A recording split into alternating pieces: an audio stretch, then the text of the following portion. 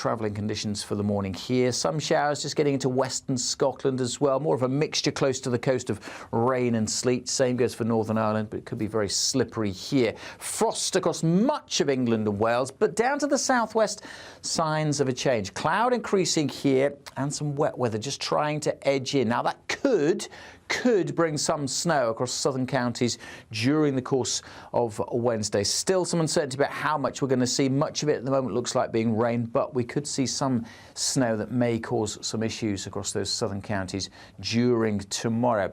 The snow showers easing further north, still some in northern Scotland. Many places fine and bright tomorrow, but it will be cold. The winds, though, will be lighter than they have been of late. That mixture of rain, sleet and some snow still across the south and southeast during Wednesday evening before it starts to pull away. That will allow another hard frost to form on Wednesday night. Bye for now. Expect a warm front, moving from the kitchen right through to the rest of the house. Boxed Boilers, sponsors of weather on GB News. The latest GB News travel. Good afternoon, I'm Alan Wright. In Lincolnshire at Grantham, the A1 northbound remains closed after flooding, shut between the A607 and the Long Bennington turn-off. In West Yorkshire, the M62 eastbound is partly blocked after a breakdown. That's just by junction 29, the turn-off for the M1. In Staffordshire, the M6 northbound, that's partly blocked by a breakdown between Stoke-on-Trent, junction 16, and junction 17 for Crewe. And in West Sussex, the M23 northbound is still partly blocked after a collision involving a lorry at junction 10 for Crawley.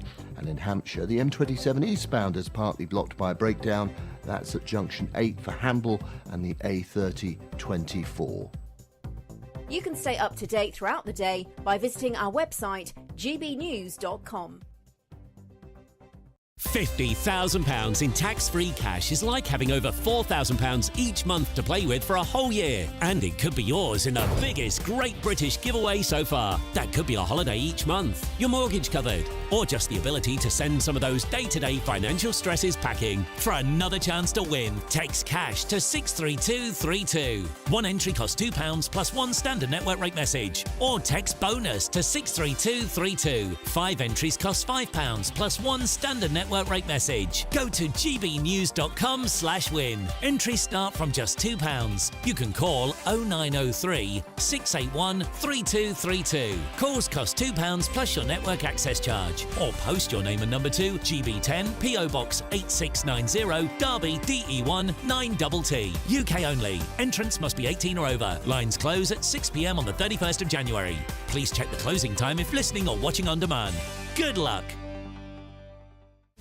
This is Britain's Newsroom, where your voice matters. It's just astonishing. With expert analysis and honest opinion, we don't just keep you informed. We bring you unique perspectives you won't see anywhere else. Can't argue with any of that. When the news happens, it happens here. On Britain's Newsroom, weekdays from 9:30 a.m. Only on GB News.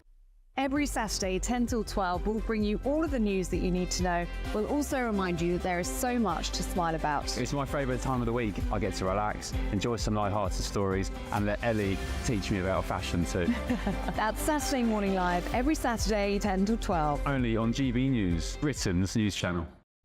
Every Saturday, 10 till 12, we'll bring you all of the news that you need to know. We'll also remind you that there is so much to smile about. It's my favourite time of the week. I get to relax, enjoy some light-hearted stories, and let Ellie teach me about fashion too.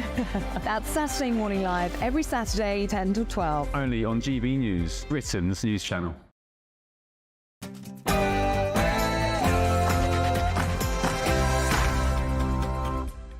Hello there, it's 6 o'clock. I'm Michelle Dewberry, and this is Dewbs & Co. Coming up tonight, the Shadow Home Secretary Robert Jenrick is under fire again. Many people saying that he should be fired, this time for saying that some cultures are basically medieval when it comes to the way that they regard women, and also alien cultures. One of my panel thinks he's completely right. The other says he's absolutely not. What says you? Plus, have you got children, grandchildren? Did you bid them farewell this morning when they went to school? I imagine if you did, they're back safe and sound in your home, eating tea with you as we speak. Well, one family today not having that experience at all. A 14-year-old schoolboy stabbed to death today in London. Broken Britain. When on earth is this all going to stop? We'll be crossing over live to a police press conference with the latest on that. And free speech, do we actually have it? It's 10 years on from that terror attack, that horrendous situation on that French magazine Charlie Hebdo. I'm asking you, have things moved on, do you think, at all or not? And last but not least, do you think children need to be more resilient? Many people say yes, they do. We have a surge in people and children off with mental illness. If you think we need that, how though do we achieve it? You tell me.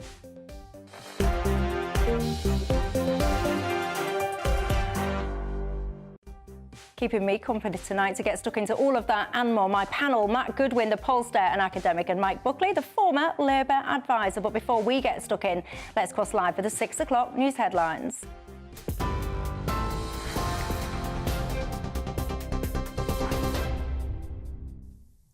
Michelle, thank you. The top stories. Professor Alexis Jay, who chaired the independent inquiry into child sexual abuse, has said today that people should just get on with implementing the recommendations made in previous inquiries.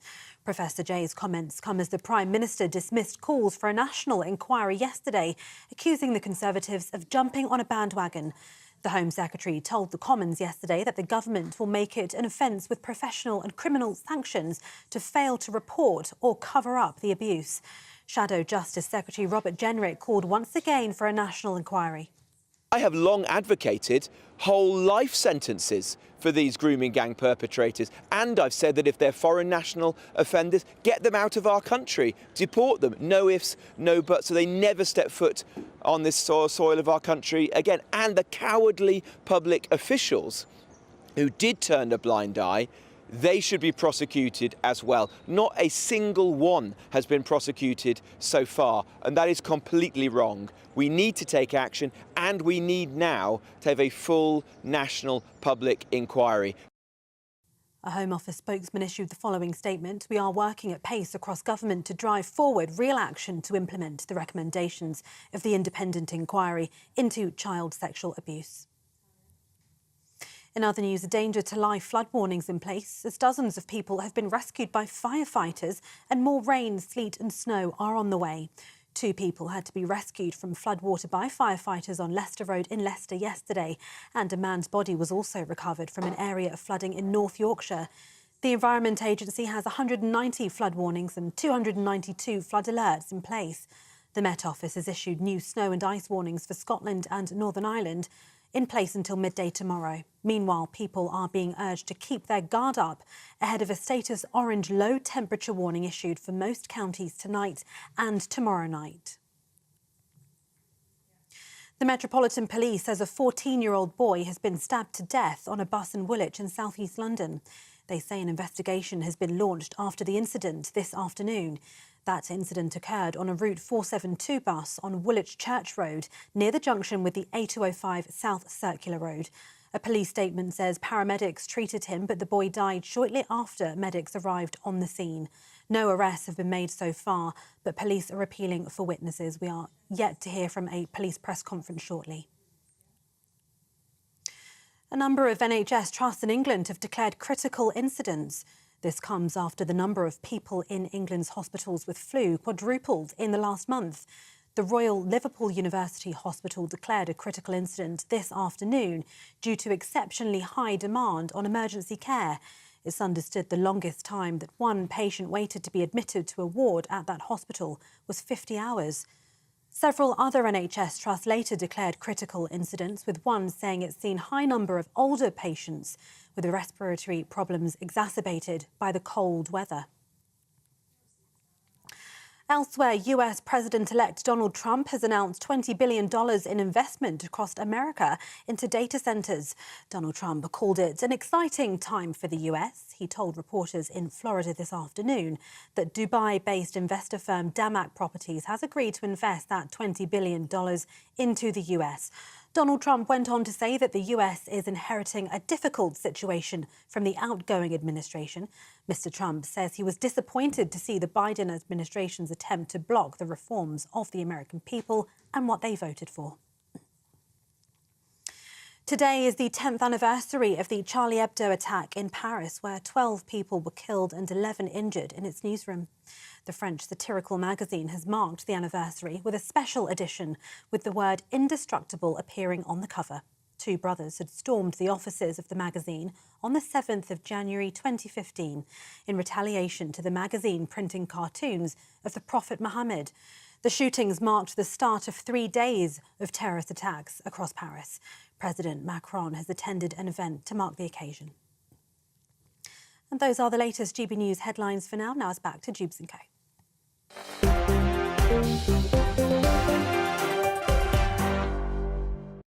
Thank you for that, Tatiana. And good evening to each and every single one of you. Let me start by saying a proper hello to you and a happy new year. I didn't get the opportunity to do that last night because, of course, the Home Secretary was talking tough, wasn't she, about what she was going to try and do when it comes to those rape, torture and abuse gangs. So hello, happy new year. I hope you had a wonderful Christmas, whatever you were doing, and I'm looking forward to sharing 2025 with you. What a year I think it is going to be. Alongside me until 7 o'clock tonight, I've got my panel, Matt Goodwin, the pollster and academic, and Mike Buckley, the former Labour advisor. Good evening and Happy New Year as well to both of you. It's nice to see you Happy New Year. again. In fact, we did our Christmas special, actually. It feels like a lifetime ago, doesn't it? Oh, I remember it fondly. Do you? I remember the cheese. I remember the cheese that we had, and my stomach, my waistline, still remembers all the cheese that I've had over the Christmas period as well. I can tell you that for free. Anyway, look, how are you all? What's on your mind tonight? You can get in touch with me all the usual ways. You can email me, gbviews@gbnews.com. I'm old school like that. You can also go to the website, gbnews.com/yoursay, and you can reach me there, or you can tweet, or you can X me. Many of you getting in touch about that question I posed at the top of the programme about children and the need to be more resilient. I mean, I've lost count today, quite frankly, of how many schools have closed down because there's a bit of bad weather. Many of you lot will be telling me, Michelle, we used to go to school when it was knee-high snow and it never affected us. I can hear you shouting that at me as we speak. But in all seriousness, we've got an epidemic, haven't we, of mental health when it comes to young children. So do you think we need to focus more on making them more resilient? If so, do tell me how, because it's almost coming from the top down, isn't it? If it's bad weather and we've got the bosses telling them you don't have to come to school today, it's trickling down to them, isn't it? Get your thoughts in on all of that and more. But I start the programme with some very, very sad news. We've just been talking about children. I don't know if you've got children, ladies and gents, or if you've got grandchildren or what, but today many of you will have said farewell to your child as they've gone off to school. You'll be sat with them perhaps now eating your tea, your dinner, as you watch this programme. But unfortunately for one family, another young family, a 14-year-old boy has not returned home from school. I'm a mum, and I know many of you will be. It sends shivers down my spine. It makes the hairs on my arms, my neck stand up. It just fills me with dread. You send your child to school. The very last thing that you expect to happen is for your little boy not to come home to you. There's a family, they'll be going into that little boy's bedroom, that bed probably anything like my child, it'll be all dishevelled, it'll be exactly as they left it, you know, a bit of a mess if you're anything like my bedrooms. The little boy hasn't come home. What was he doing? He was just on a bus in the afternoon, a bus on the afternoon, stabbed to death.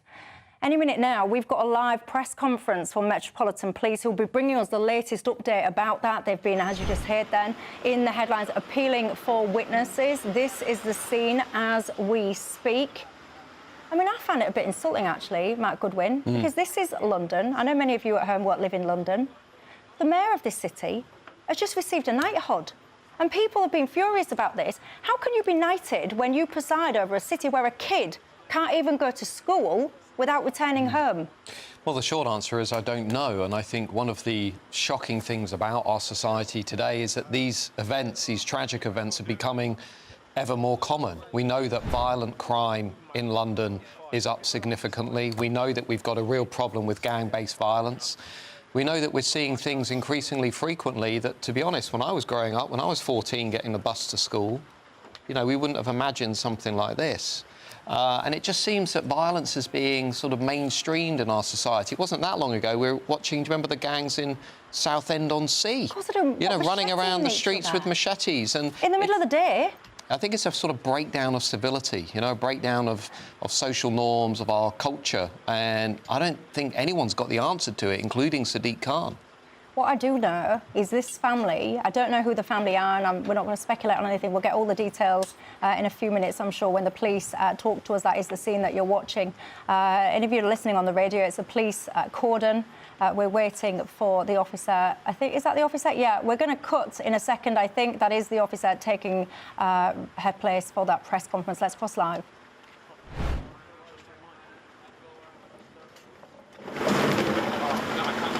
Take it, take one minute.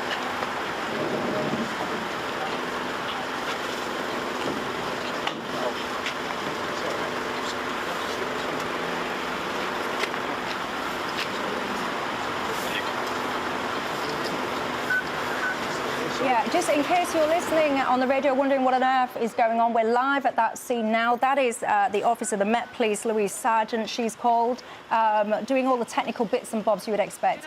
Microphone at the ready. She's speaking now. Louise Sargent from the Metropolitan Police, and I'm the Deputy BCU Commander for this area. I'm very sad to say that this afternoon a 14-year-old boy has died following an incident in Woolwich. Police were called at just before 2:30 p.m. to reports of a stabbing on a bus. The incident occurred on a route 472 bus on Woolwich Church Road, near the junction with the A205 South Circular Road. Officers attended along with the London Ambulance Service and the London Air Ambulance. The initial alert was raised by a local officer out on patrol. Paramedics treated a 14-year-old boy at the scene who had received stab wounds. But really sadly, he died shortly after medics arrived. Our thoughts at the time are with the victim's family and friends. This is a horrendous crime, and I can't imagine what they must be going through right now. No arrests have been made at this early stage, but we are working at pace to identify and arrest those involved, and police cordons and road closures will remain in place while we continue to carry out inquiries. I know this will be a worrying time for everyone here in Woolwich, and all the more so given the very young age of the victim. The community can expect to see an enhanced police presence around the scene and the surrounding area. I would urge anyone who witnessed this horrific incident or has any information which might help to call police on 101 with reference 3795 of the 7th of January, or call Crime Stoppers anonymously. Thank you.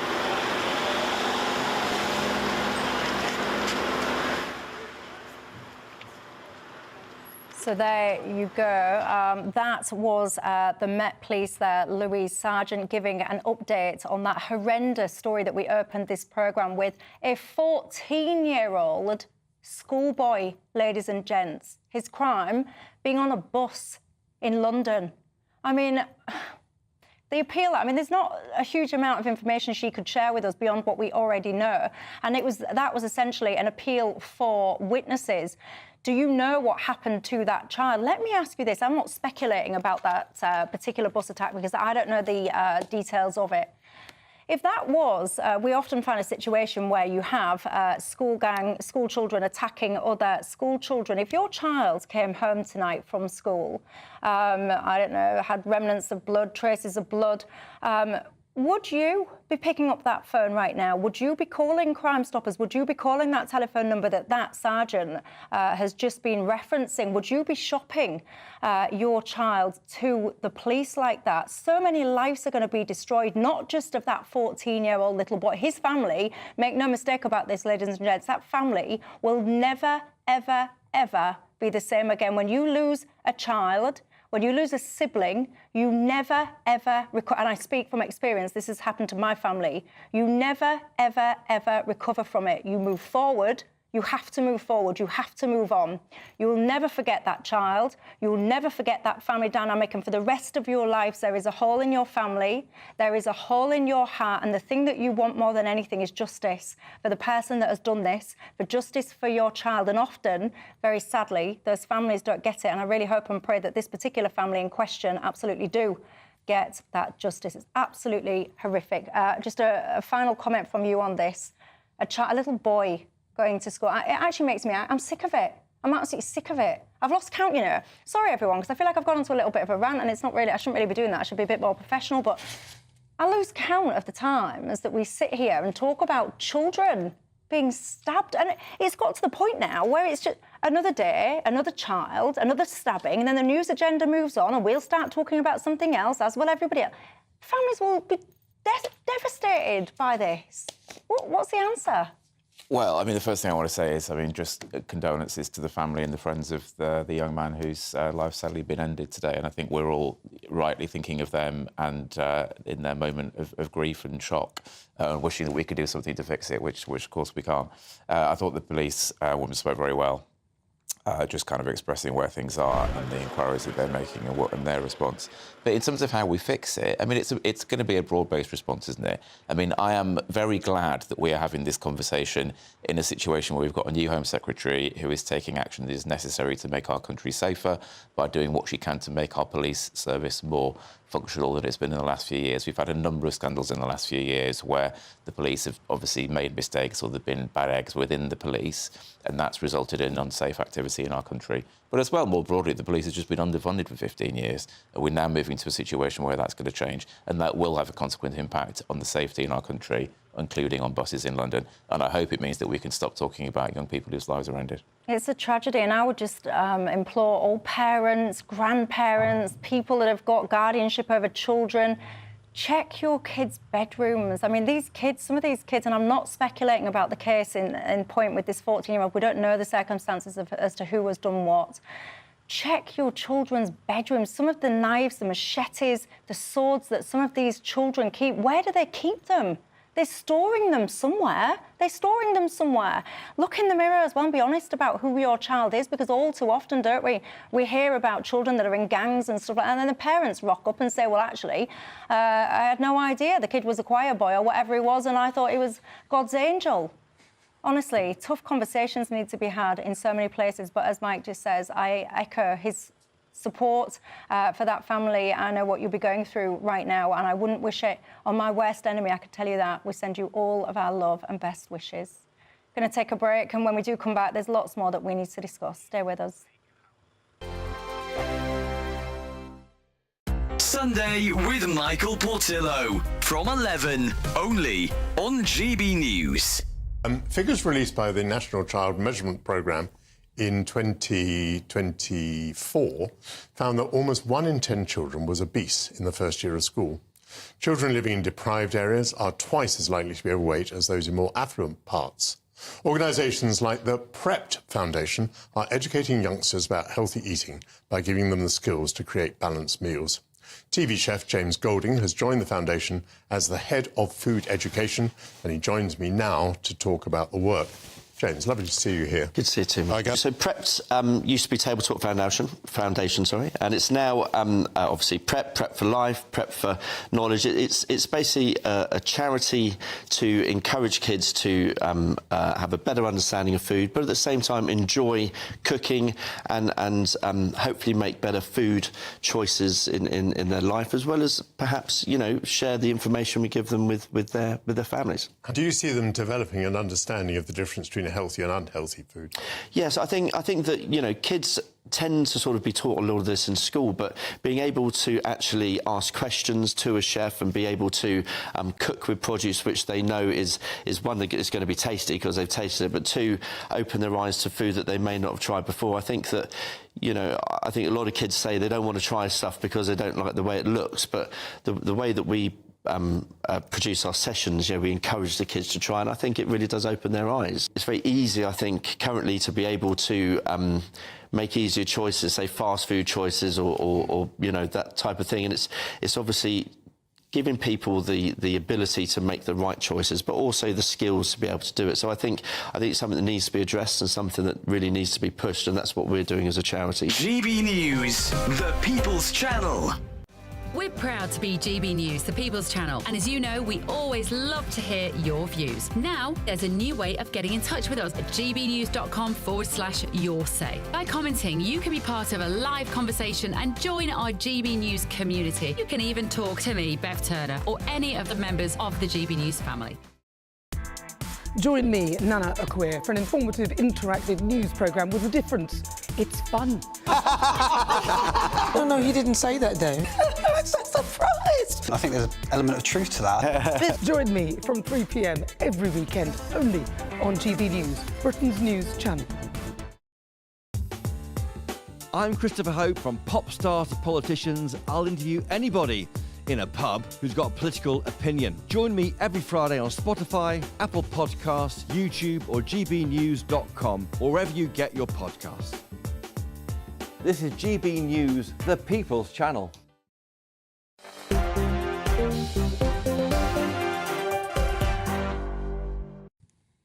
Hello there, Michelle Dewberry with you till 7 o'clock here on Dewbs & Co. alongside me, Matt Goodwin and Mike Buckley until 7 o'clock. A huge response to that horrendous story that we have just started our programme with. 14-year-old child. It makes me so angry. It makes me so upset, and I can feel and I see you guys coming in, so many of you writing in. You've got children, you've got grandchildren. We don't deserve that. What have we done in this country as decent, law-abiding people? We want to just be safe. We want to just be left alone. We want our kid to be able to get on a bus, to be able to go to school, and you know what? Actually make it home again safe. That would be really nice, wouldn't it? And it does. It makes me really angry. I was just thinking about it in the break. You know, how could a child?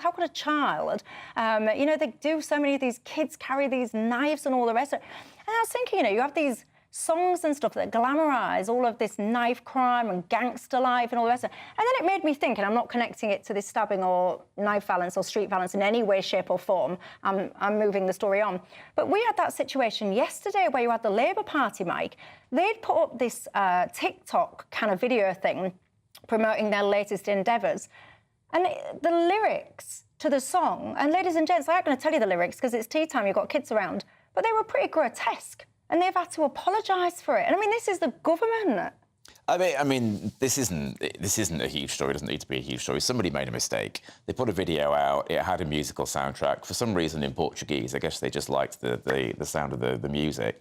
What they didn't do was check what the lyrics meant by asking somebody Portuguese. So unfortunately, they were. I mean, I was reading about it earlier on. They were pretty offensive. Somebody made a mistake. It's not the kind of mistake you would expect a government or any kind of professional organisation to make. Rightly, the Labour Party have taken the video, or the government's taken the video down and apologised, and they obviously just need to make sure that if and when they next put up a social media video with music on it and it's in a foreign language, they ask somebody of that ethnicity or who speaks that language what it means. Especially when you're standing in their home in the Parliament talking about you're very serious about preventing violence against young girls while simultaneously playing a song in your latest advertisement, which in some ways, and I'm turning myself down because you don't want to know the lyrics, ladies and gents, so it's not for you, it's not nice.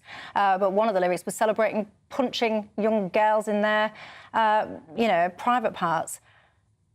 I mean, words fail. Do you know what? I'm going to move on. Words fail me, honestly. Sometimes I think this country is just going more bananas by the minute. Well, it's not a great week to have that song come out at the same time as we're debating the mass abuse, rape and harassment of young white working class girls. And there's a lot of hypocrisy I think people see now when they look at not just the Labour movement, but the left in general. I'll give you one example. Why is it that during the entire Me Too scandal, we seem to talk about all of the preoccupations and obsessions of middle-class feminists, but that scandal really did not at all look at the white working-class girls being abused by these gangs? I mean, I've had a pretty vigorous debate all week with journalists saying, why is it that only some groups seem to be considered fashionable and socially acceptable, but actually these poor girls were not? And for me, that song was another example. I mean, the Labour government just isn't thinking clearly. It's not thinking things through. It's just throwing things out there, like Starmer saying everybody's far right again. They're not thinking stuff through. Are they thinking stuff through, Mike? I mean, they are thinking. I mean, this video was unconnected to any government policy. Of course, it was just simply a mistake that somebody made pressing the send. Why are they making so many, schoolboy errors? These are basic somebody things. in a rush picked a song that sounded nice to put it up on the internet. Why would you be in a rush? That needs to never happen again, because people are busy when they work in government. In terms of government policy, there is serious government policy, and as we were talking about Yvette Cooper, looking into all the things he's dealt with. I'm very glad about you put the statements up earlier from the government saying that they're acting on implementing the recommendations of the various reviews that have been held into violence against young people. I can tell you now, one of the people that's getting a tough time when it comes to grooming, and I want to talk in a second about something else he said, Robert Jenrick, because he's been talking about medieval cultures and alien cultures, and we'll come on to that after the break, worry not. But just very briefly from you both, many people are saying that the Tories, they didn't do enough about this issue when they were in power, did they? No, nobody did enough. And it's not just even politicians.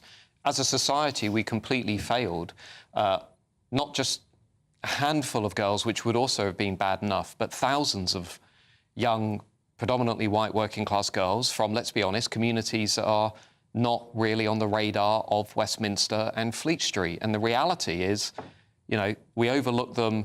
There were rumours of the mass rape gang scandal, Michelle, from as early as the 1970s. And it was only really in the early 2000s people began to ask questions, like Labour MPs, Anne Cryer, later Sarah Champion. They were called racist, including by Labour MPs. They were called Islamophobic. Then eventually we got to the reporting of Andrew Norfolk and Sue Reed at the Mail, 2010, 2011.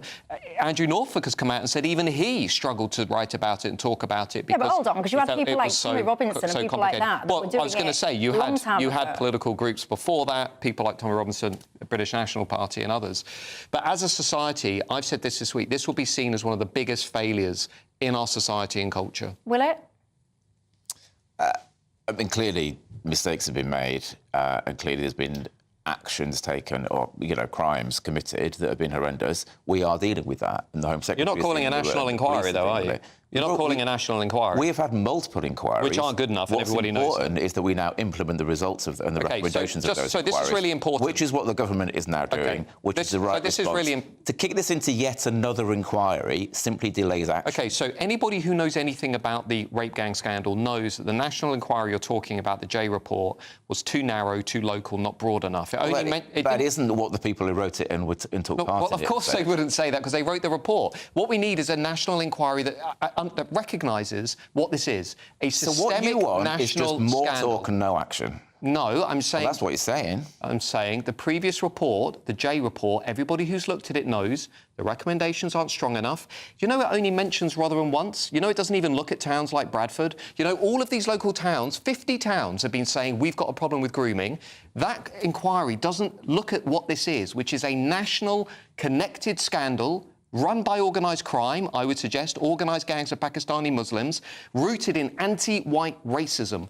We need to get all of this out into the open. We need to find the truth. It's not about playing politics with it. It's about doing what we need to do to get these girls justice. Well, hang on, because if Reform UK and all the rest of it felt so strongly about all of this national inquiry and stuff, why weren't they campaigning for it previously then? In the 2024 general election, I'm not here to defend any political party, but I'll point one thing out. There was only one political party that was saying we should start deporting dual nationals who were convicted of grooming. That was the Reform Party. There was only one party saying we should issue a formal apology. In fact, here's a question. During his speech, why didn't Labour Prime Minister Keir Starmer apologise to the country for this scandal? Why didn't he say, as Prime Minister, I'm sorry to these girls on behalf of every Prime Minister, on behalf of every local council that turned a blind eye, on behalf of every social worker, every police officer that didn't respect, recognise and speak up for these girls? I would have expected a Prime Minister to do that. Why didn't Keir Starmer apologise? I don't know. You'd need to ask him. I'm not sure it's his job to apologise. No, I'll tell you why. It's because he doesn't get it. He doesn't actually understand what's going on in this country. It's his job to deal with it and to delegate that responsibility to Yvette Cooper, who's Home Secretary, to deal with it, and they are actioning that, and they are actioning the recommendations. Well, they're not giving us a national inquiry, are they? They don't need to, because inquiries have already happened. And as they've said repeatedly, inquiries have happened, the results and the recommendations need to be Do you know why they're not giving a national inquiry? Because they're more concerned... I'll say this because nobody else is going to say it. They're more concerned about the Labour Party's support among Muslim communities than they are about the girls who are abused, trafficked and abused. That's why they won't commit to a national inquiry. That's quite a claim for which you have no evidence at all. No, well, it's pretty obvious. Jess Phillips, among others, almost lost their seat because of Muslim voters rebelling against the Labour Party. Jess Phillips has given her, a significant chunk of her career and her life to action against violence against women of all kinds. And it is worth mentioning that the vast, vast majority of sexual violence and violence against women is perpetrated by white men, not by many of any. You see, that is exactly the mentality as to why Labour are not committing to the national inquiry. Organised gang-based sexual exploitation is overwhelmingly more likely among Pakistani Muslim gangs. That's an empirical fact. It's in all of the reports. Labour, politicians, activists and advisors like yourself, have to accept, and we can all see it through gritted teeth, that actually this is a problem in predominantly Pakistani Muslim communities. If Labour was serious about the issue, you would come out and say, right, we need to get everything out into the open. We need a national inquiry. I want a name and shame. I want to know what's going on in Bradford, Rotherham, Rochdale, Peterborough. I am convinced that Labour is serious about dealing with this than that Yvette Cooper and the Home Office are Right, let me ask you this on behalf of some of my viewers, because I know they'll be shouting this at the screens. You just referenced then that statistic, which is accurate. 85% of paedophiles, child abusers, disgusting people are white. No one disputes that. But that's not what we're talking about. And what I wonder is, have you read things like the transcripts, the sentencing transcripts of these gangs? I haven't.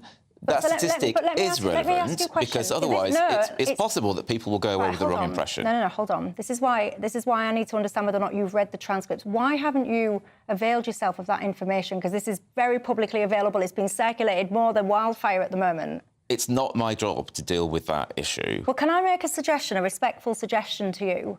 And I'm going to make this to anyone else that wants to, pipe up about this 85% statistic, which is accurate. I'm not disputing that statistic. There is a fundamental difference, and you're all disgusting, by the way, whichever creed or nationality or skin colour or belief set you've got. If you abuse and touch children sexually, you disgust me, you make my skin crawl. Notwithstanding any of that, there is a complete difference. It is a completely different set of crime when grown men are basically scouring the streets to look for girls, predominantly based on their skin colour, based on a lack of respect for that skin colour, and torturing them. If you have read these transcripts, and I implore all of you, if you haven't looked at them, you must read these transcripts, because when you read these transcripts and you see what these men, these disgusting creatures did to these little girls, you weren't ever in these conversations, again, I don't think, 10 round when we're discussing this and say, yeah, but most paedophiles, 85% are white, because you will know that this is a completely different set of, it's a kettle of fish that is so different. These men, these creatures, disgusting, they were torturing these girls. They were doing the most horrific things to them, sometimes not just to the point of death, but over that line, over that point of death. So please, Mike, everyone, read these transcripts, and then I'll ask you about them again when you have, and I bet my bottom dollar you will also see what we're talking about. This is a very different thing, and I would say it absolutely does need a national inquiry. We need to understand the scope and scale of what this is, where this is, who is still doing it, because it will still be happening, believe you me, and get it sorted out. Stop saying mistakes will happen. They've already happened. What you need to do now is understand it, be honest about it, and stop it happening now and in the future. After the break, Robert Jenrick, he has been called to be fired again because he reckons that some cultures are alien and medieval in their reaction to women. Let's discuss after the break.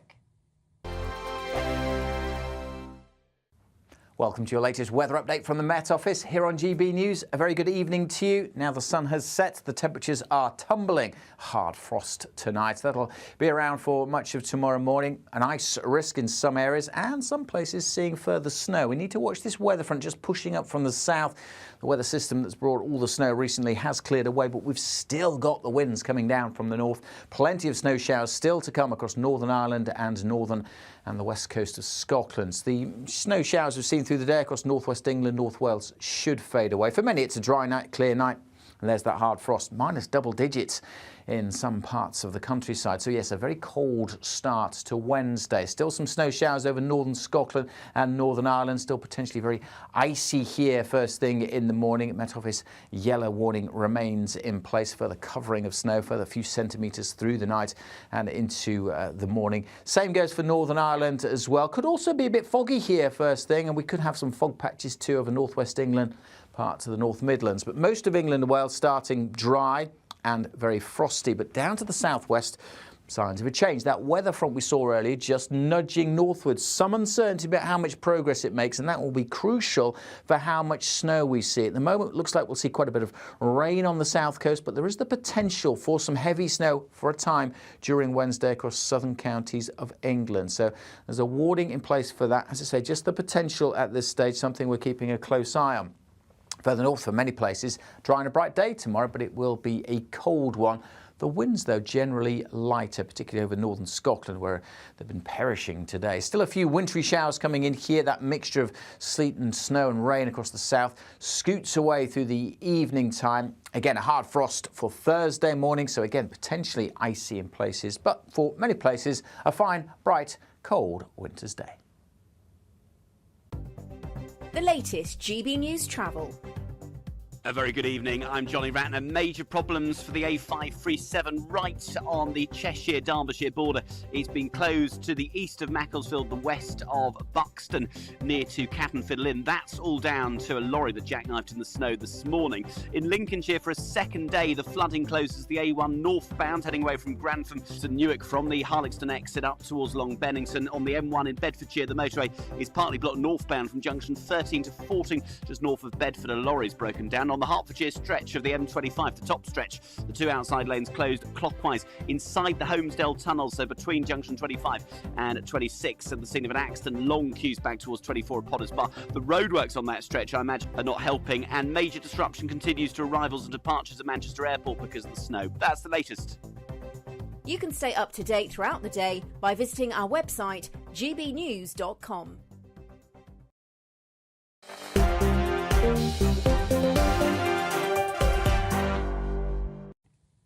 Hello there, everybody. If you're just joining us, I am Michelle Dewberry. This is Dewbs & Co, and we are with you till 7 o'clock tonight. My panel, Matt Goodwin, the pollster and academic, and Mike Buckley, the former Labour advisor. Got to tell you, there's a lot of support for a national inquiry. Also, though, there are some people that do actually say we've had enough inquiries. They agree with what you've said, Mike. We've had enough inquiries. We need less talk and we need more action. What should the action be, though? Get in touch and tell me. Nigel says Robert Jenrick is entirely correct in what he has been saying. At last, we have a Conservative MP who says it as it is. Well, let's listen to what Robert Jenrick has said that's got him under fire this time. You posted on X at the weekend, didn't you, saying that this scandal started with the onset of mass migration, importing hundreds of thousands of people from alien cultures. A controversial statement, drew a lot of criticism online for that comment, Mr. Jenrick. Do you stand by that statement? Yes, absolutely. Look, we have seen millions of people enter the UK in recent years, and some of them have backward, frankly, medieval attitudes to women. We're talking here about thousands, perhaps tens of thousands of vulnerable young girls being tortured and raped. I will not disguise or sanitize my language simply to ensure that some people are not offended. I tell you who's not offended. A lot of you lot that are watching this, you've got in touch with me. Some of you are saying, give that fella a knighthood. He's speaking the truth. But Matt Goodwin, what do you think?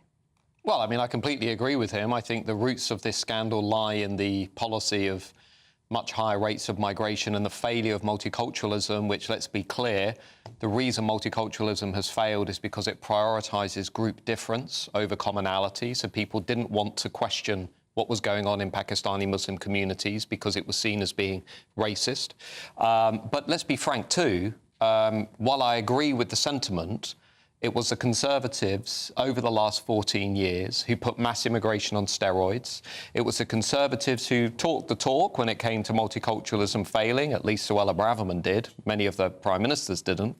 But they didn't actually do anything on this. What they did is they subjected Britain to two things. One was much higher rates of immigration and then no integration strategy at all. So they didn't bother to think about how all these people from alien cultures, and I'll say it, inferior cultures, going to actually integrate into wider British society. So, which inferior cultures are you talking about?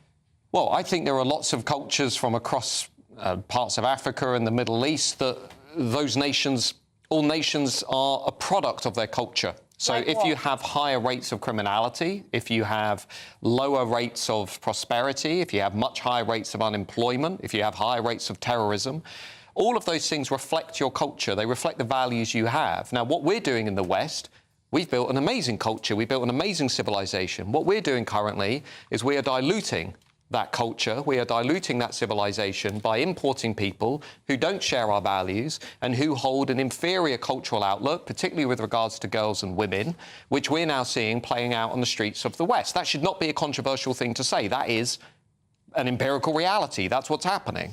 And unfortunately, too much of our national debate and conversation is too timid when it comes to talking about this issue and what we should do about it. As Robert Jenrick said, I agree with him on this too, we need to reshape our immigration policy, not just around high-skilled migrants who actually make an economic contribution, but culturally compatible migrants who broadly share our values and our ways of life, or at least are willing to uphold the rule of law. But hang on, because people will be shouting at the telly going, well, hang on, because when you was in the EU, that's what you had. You had people coming to this country that were culturally aligned to you, well, not to you, but to the values, if you want to say, of this nation, and people weren't happy with it. I mean, I'll give you an example. Well, first of all, Brexit was not just about migration. Brexit was about us becoming a sovereign, independent, self-governing nation. Hang on. No, migration was a core lever. Yeah, of course it was. But let me give you an example of how this plays out. We had some new stats this week, immigration and crime. Foreign nationals are 3.5 times more likely than British nationals in this country to commit sexual offences. That's an empirical fact based on freedom of information requests sent to police authorities. What is that telling you? What is that telling you? It's telling you that that's a direct consequence of importing people who have a fundamentally different view of women and girls. Don't bring Mike in. Your thoughts?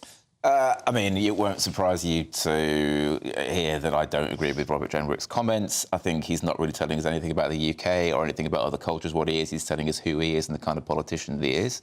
Which is what? The kind of politician that seeks division. I mean, you don't need to hear me say that. I was just reading in the break about the response of his fellow Conservative Party MPs, many of whom are saying that they think that what he's saying is objectionable, is not true, is an unfair representation of people from other cultures, is an unfair representation of Britain, and just see it as a poor quality politician who's busy trying to position himself to become the next leader of the Conservative Party. And I would agree with those comments. Mike, do you think all cultures are equal? I don't think of cultures in terms of equal and unequal. I mean, they're different. And to say, I mean, I was just listening to you. I mean, to listen to you say that our culture is so much better than other people's cultures, it is. I find that quite shocking as well. Cultures are different. And it's good that cultures are different. The world would be an incredibly dull place if cultures weren't different. And actually, in terms of multiculturalism, our country is a real success story when it comes to multiculturalism. But do you think we are a diverse country. And by and large, we live very peaceably and at ease with each other and celebrate one another's cultures. Sorry. Apparently, multiculturalism and integration is a success story now. To you. However, it's the world that most people in this country live in. Really? Do you know, it's interesting because when you say things like integration has been a success story, multiculturalism is working out, diversity is our strength, I think about, I don't know, let me think.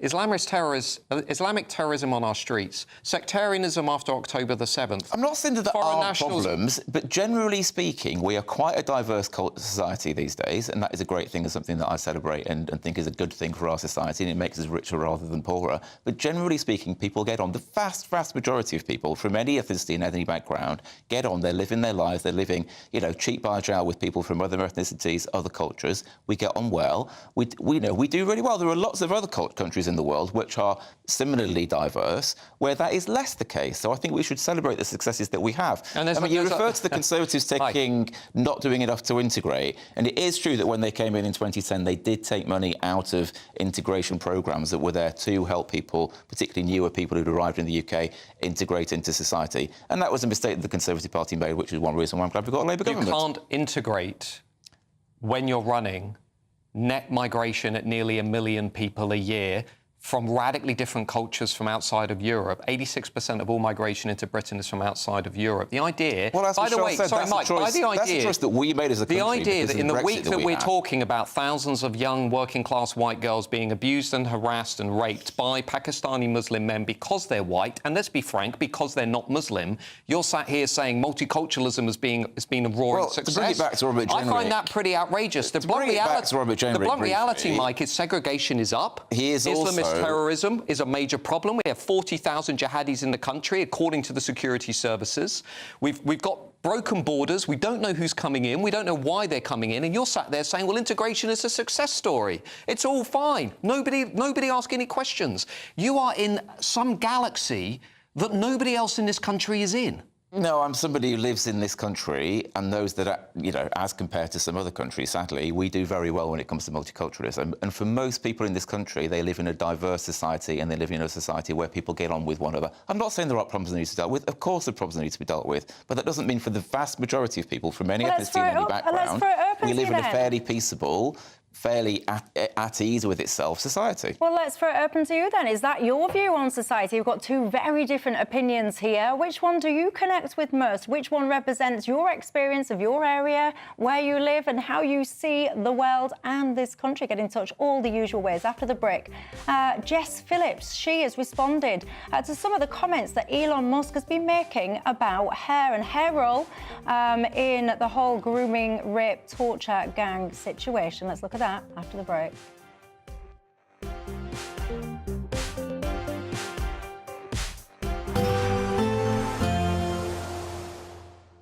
Can't wait to get in that sea. Lovely and warm. Just like the feeling of having great travel insurance. All Clear Travel Insurance sponsors GB News Travel Destinations Forecast. If you're on the hunt for some winter sun, I'm afraid it's often going to be cloudy, also with some rain. Largely dry across central areas, but it is going to be windy at times. Some cloud and rain moving into parts of Madeira and Lisbon, though largely dry across Tenerife and largely dry across central areas of the Mediterranean too. But as we move further east, more cloud for parts of Italy and also Greece, and this could be thick enough to produce some rain at times. More in the way of sunshine towards the end of the week, and temperatures widely in the mid to high teens. All Clear Travel Insurance sponsors GB News Travel Destinations Forecast. Sunday with Michael Portillo from 11, only on GB News. With the dawn of the new year come new opportunities for the stage. Stefan Kyriazis joins us now to share how he started 2025. We've got Sigourney Weaver, Hollywood star, coming in as Prospero in The Tempest. It's an experience. Sigourney Weaver has got this kind of patrician presence. She's always on stage, sat watching or stalking the area, but she doesn't quite get the Shakespearean rhythms for me. We've got more trauma for you, and we've got a little clip to run first. Cat on a Hot Tin Roof. I don't know how people's Christmases were with their families, but this is a very unhappy family, so you can feel good about your family, whatever they're like.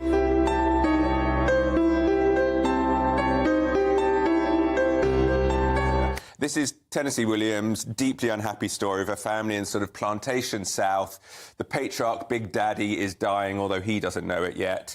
Everyone is manoeuvring around him.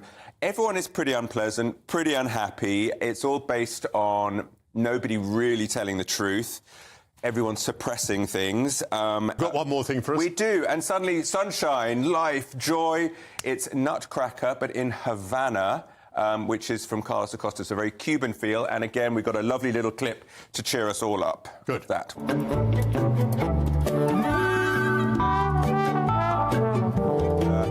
There was no Christmas when he was growing up. Castro had banned it all. So we've got this setting in Cuba, and instead of magicians, you've got the uncle coming back from Miami, loads of presents. It's just full of joy, and you've got a reworked music. I love the Tchaikovsky score to death. But this one has been added, so you've got kind of Caribbean flutes and lutes and guitars. Huge exuberance, colourful, bright. GB News, the People's Channel. Join me, Camilla Tominey, for a frank and honest discussion with those in power that cuts through the spin and gets to the heart of the issues shaping our nation. You haven't confirmed that you want to stand as leader, but you haven't ruled it out either. This report basically says that he's not fit to stand trial. Is he indecisive? Incompetent? I deliver the dose of reality Westminster needs. That's the Camilla Tominey Show at 9:30 every Sunday on GB News. The People's Channel, Britain's news channel. It's Patrick Christie's Tonight, and here we do things differently. It's explaining the absolute madness of this, doesn't it? It's explosive. I mean, this is very good. It's lively. 850. Your government sat there, Sean, and it did nothing. It's controversial. And the Middle East has been in turmoil since before I was born. It's everything you need to kickstart your evening. Everyone's had their Weetabix tonight. I love to see it. That's Patrick Christie's Tonight, weeknights from 9 p.m. Only on GB News, the People's Channel, Britain's news channel.